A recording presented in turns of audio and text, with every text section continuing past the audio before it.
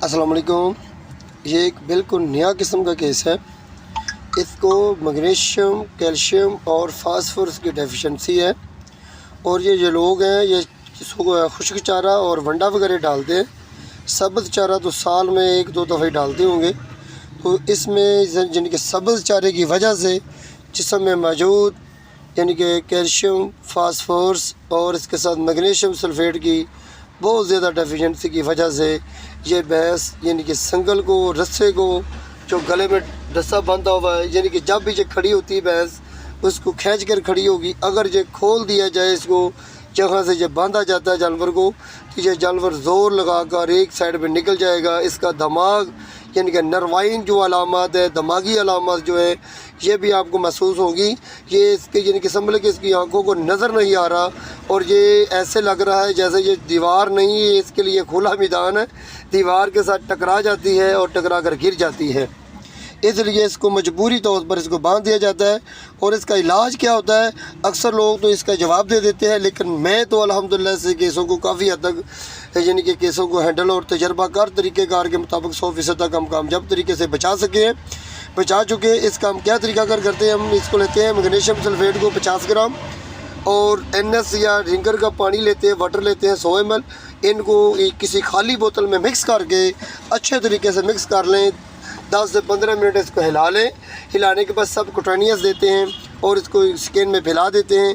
और गर्दन में लगाने के लिए 50 से 100 ml हम कैल्शियम देते हैं।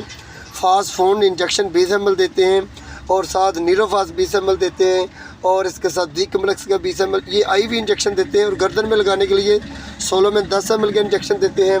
फ्लोनेक्स मैग्लोमिन 20 ml देते हैं और एंटीबायोटिक के तौर पर फ्लोरोफेनिकोल का इंजेक्शन हम 35 से 40 ml तक यूज़ करते हैं। और साथ ज़ाइलस के इंजेक्शन 0.5 यानी कि आधी सीसी ये या पौनी सीसी के करीब हम इंजेक्शन देते हैं सुबह शाम। या 3 से 4 दिन अमल करने के बाद जानवर मुकम्मल, पहली खुराक में जानवर कंप्लीट हो जाता है, लेकिन 3 से 4 दिन अमल करें। और साथ मैग्नीशियम सल्फेट की कमी को पूरा करने के लिए मैग्नीशियम सल्फेट का सिरप पिलाने के लिए मशवरा दे देते हैं। और साथ जिगर के लिए हेपाबूबी का सिरप देते हैं।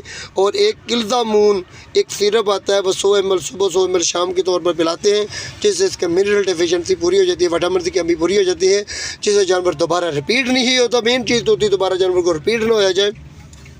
और इसके लिए हम दोबारा यानी कि जानवर को यानी कि ताकत के लिए, क़ुव्वत व मुदाफ़त की कमी को पूरा करने के लिए हम सिरप का यूज़ करवाते हैं।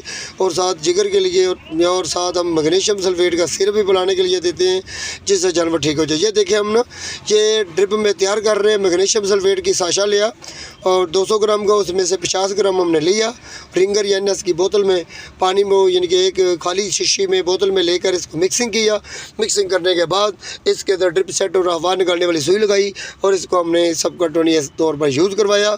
और कुछ आता यानी कि 50 ml एक साइड पे, 50 ml एक साइड पे यूज़ करते हैं, जिससे जानवर की यानी कि समझ लें कि एक साइड पे इकट्ठा लगाने से जानवर को यानी कि सोजिश वगैरह या एक जगह पे इकट्ठा होने से जानवर को सोजिश वगैरह की वजह से जानवर की गर्दन का सूज जाना, कोई अपना इन्फेक्शन वगैरह का मसला बन जाए, इसलिए थोड़ी थोड़ी मिकदार में लगाते जाते हैं। देखिए हम हिला रहे हैं, इसको बार बार हिला रहे हैं ताकि ये एक जान हो जाए, मिक्स हो जाए। और ये सब करने के बाद एक दिन के बाद हम आपको अगले दिन की वीडियो देते हैं। साथ ही एक दिन के बाद ये भैंस बिल्कुल ठीक हो जाती है। जो अपना रस्से वगैरह को, संगल वगैरह को खींच कर खड़ी होती है, ये बिल्कुल रूह से ठीक हो जाती है। लेकिन ये मज़े की बात यह है कि जानवर चारा भी खा रहा है, जुगाली भी कर रहा है, लेकिन जब भी ये खड़ा होगा तो अपनी यानी कि खुरली के साथ या किसी दीवार के साथ टेक लगा लेगा। और साथ अगर छोड़ दिया जाए तो जानवर ऐसे महसूस होगा जैसे जानवर आँखों से अंधा होता है।